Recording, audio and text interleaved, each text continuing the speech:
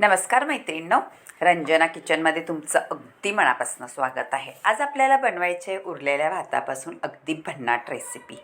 मऊ लुसलुशीत जाळीदार टम फुगणारा असा पदार्थ, एकदम सगळ्यांना आवडणारा, शिल्लकसुद्धा राहणार नाही उरलेला भात, परिपूर्ण उपयोग आपण करणार आहे। मुलांनाही आवडणार, मोठ्यांनाही तेवढाच आवडणार आणि वृद्ध माणसं असेल त्यांनासुद्धा अजिबात चावायचा त्रास होणार नाही। त्यासाठी आपण काय घेणार आहे पहा। आलं घेतलेलं आहे, मिरच्या आहेत 4-5, वाटाणे आहेत, गाजर, लसूण, कोथिंबीर आणि मक्याचे दाणे। आता ह्याचं काय करायचं आहे, व्हिडिओ संपूर्ण पहा मैत्रिणींनो। रेसिपी अगदी उपयोगी पडणारी आहे। सगळ्यांच्या घरामध्ये उरलेला भात तर असतोच, पण नुसतं परतून खाण्यापेक्षा हा वेगळा पदार्थ नक्की करून पहा। आता वाटाणे आपल्याला भाजून घ्यायचे आहेत। लोखंडाचं पॅन ठेवलेलं आहे आणि थोडंसं भाजून घेतल्यानंतर आपल्याला अर्धा चमचा तेल घालायचं आहे। तेवढं पुरेसं आहे फक्त वाटाणे भाजण्यासाठी। आता आपण मक्याचे दाणे घेतलेले आहेत, ते सुद्धा घालून घ्यायचे आहेत, कारण हे मक्याचे दाणे कोवळे आहेत। त्यालासुद्धा थोडं परतून घ्यायचं आहे। थोडंसं परतल्यानंतर त्या रेसिपीमध्ये छान चव येते त्याची।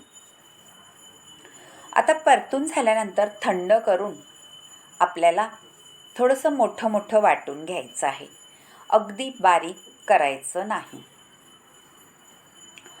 गाजर आहे किसून घेतलेलं, ते सुद्धा घालायचं आहे आणि आलं, लसूण, मिरची त्याचा ठेचा करून घेतलेला आहे, ते सुद्धा घालून घ्यायचं आहे। कोथिंबीर आहे थोडी घातलेली आहे आणि मिक्स करून घ्यायचं आहे।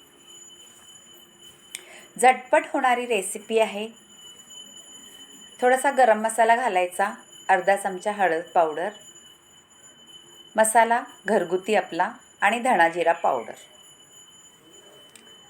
हे सगळं घातल्यानंतर मीठही चवीनुसार घालायचं आहे मैत्रिणींनो। मिठाची चव अगदी अप्रतिमच येते सगळ्या पदार्थाला। मिठाशिवाय अजिबात चव येणार नाही। कोणताही पदार्थ असू दे, मीठ तर लागतंच, पण आपल्या अंदाजाने घालायचं असतं ते, आपल्या मसाल्यांच्या तिखट कसं असेल त्याप्रमाणे। आता एक मोठा लिंबू होता, तो पिळून घेतला होता आणि त्याच्या बिया अशा काढूनसुद्धा घेतल्यात आणि रस घातलेला आहे। लिंबाचा स्वाद अप्रतिम येतो। आपल्याला दही वापरायचं नाही किंवा दुसरं काही आंबट पदार्थ न घालता रेसिपी बनवायची आहे। 1 वाटी रवा घातलेला आहे।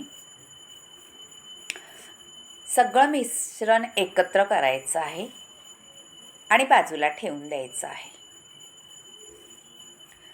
आता बाजूला ठेवल्यानंतर आपण जे ठेचा केलेला आहे मिक्सर, तोच घ्यायचा आहे आणि त्याच्यामध्ये आपला भात आहे तो थोडासा फिरून घ्यायचा आहे, म्हणजे बारीक करून घ्यायचा आहे। इंद्रायणी तांदूळ आहेत मैत्रिणींनो, इंद्रायणी तांदळाचा अगदी सुगंध भारी सुटतो। आता सगळं आपल्याला भात मिक्सरला लावून घ्यायचा आहे, तो सुद्धा अगदी बारीक करायचा नाही। हे पहा झालेला आहे आणि आपल्याला सगळा त्याच्यात ओतून घ्यायचा आहे। भात म्हटलं का उरलेला कंटाळा येतो खायला, पण असं काही पदार्थ बनवले तर सगळ्यांसाठी छान मेजवानी असे होते। तुम्ही नाश्त्याला करा, जेवणाला करा, कधीही करून खाऊ शकता। आता सगळं मिक्स करायचं आहे, चमचा बाजूला ठेवून द्यायचा आणि हाताने मिक्स करायचं आहे। जेवढं तुमच्या हाताने छान मिक्स होईल तेवढं चमच्याने अजिबात होत नाही एकजीव. आणि भात आपला इंद्रायणीचा असल्यामुळे थोडा चिकटपणासुद्धा आहे त्याच्यामध्ये, म्हणून रवाळ घातलेला आहे. आता पाण्याचा हबका घ्यायचा आहे.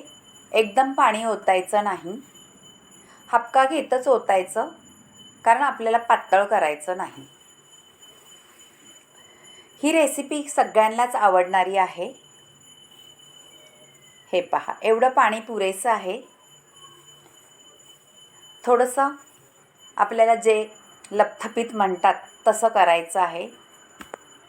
जास्त घट्ट करायचं नाही. जसं आपण इडलीला करतो त्याप्रमाणेच बेटर ठेवायचं आहे. जास्त पातळ ठेवायचं नाही मैत्रिणींनो. आपल्याला ह्याच्या इडल्याच करून घ्यायच्या आहेत.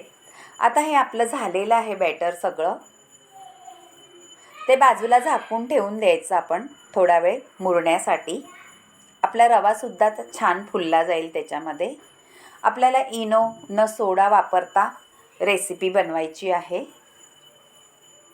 आता मी तेल गरम करून घेतलेलं आहे. त्याच्यात जिरी, मोहरी आणि थोडंसं हिंग घालून आपल्याला तडका द्यायचा आहे ह्या मिश्रणाला. हिंग घातल्यामुळे पचनाला छानच होणार आहे रेसिपी. हे पहा, हिंगही वरून घालून घेतलेलं आहे. आता सगळं परत फोडणी एकत्र करायची आहे. थोडंसं हलवायचं आहे व्यवस्थित, म्हणजे आपली रेसिपी छान मऊ लुसलुसीत जाळीदार होईल. झालेलं आहे मैत्रिणींनो आपलं बॅटर तयार. आता आपण इडली पात्र घ्यायचं आहे. त्याला तेल लावून घ्यायचं आहे. तेल लावल्यानंतर खाली चिटकणार नाही आपलं मिश्रण जे केलेलं आहे ते. 3 भांडी आहेत इडलीची. आपल्याला लावून घ्यायचं आहे तेल आणि त्याच्यात मिश्रण ओतून घ्यायचं आहे. हे पहा, असं बेटर झालं पाहिजे ते. आता आपण इडली पात्रात घेऊ. 1 चमचा घालायचा आहे, जास्त घालायचं नाही. 1 चमचा घातलं का छान ते फुलून येणार आणि आपली इडली जाळीदार मऊ लुसलुशीत होणार. असंच सगळ्या भांड्यांनी मी घालून घेते इडली पात्रामध्ये. मैत्रिणी, तुम्ही कधी केले का भाताची इडली? कारण आपल्याला तांदूळ भिजवायला नको, डाळ भिजवायला नको, हाय का नाही. इन्स्टंट इडली पटकन होणारी, झटपट. आता व्यवस्थित आपण ह्याच्यात करून घ्यायचं आहे इडली पात्रामध्ये. आणि इडलीचं भांडं असतं ते गरम व्हायला ठेवलेलं आहे मी. आपल्या इडल्या आता वाफवायला ठेवायच्या आहेत 15 मिनटं. हे पहा, इडली पात्र आहे त्याच्यात ठेवून द्यायचं आहे. तिन्ही भांडी मी भरून घेतलेली आहेत. हे पहा, तिसरंही ठेवून देणार आहे आणि झाकून ठेवून 15 मिनटं ठेवायची आहे आपल्याला. झटपट रेसिपी आहे का नाही इडलीची. नाश्त्यालासुद्धा करू शकता तुम्ही सकाळ सकाळ.